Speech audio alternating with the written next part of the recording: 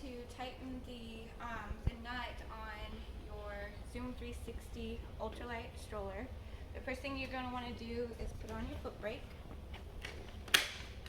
and then you're going to tilt the stroller back on its handles so the wheel is closer to eye level with you.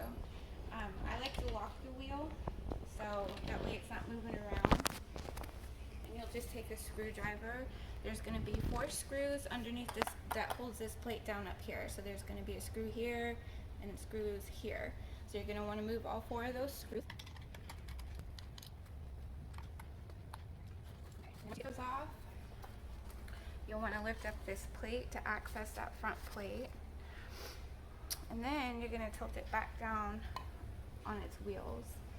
So when you're tightening it, you want to make sure that the wheel is in the locked position and not swivel position. Sometimes this nut gets loose and you'll have a wobble in your front wheel. We want to make sure that this is good and tight. So the measurement for it's 11/16.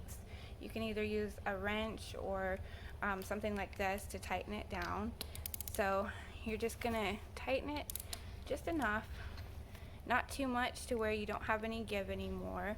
Kind of check it just to make sure that everything feels good.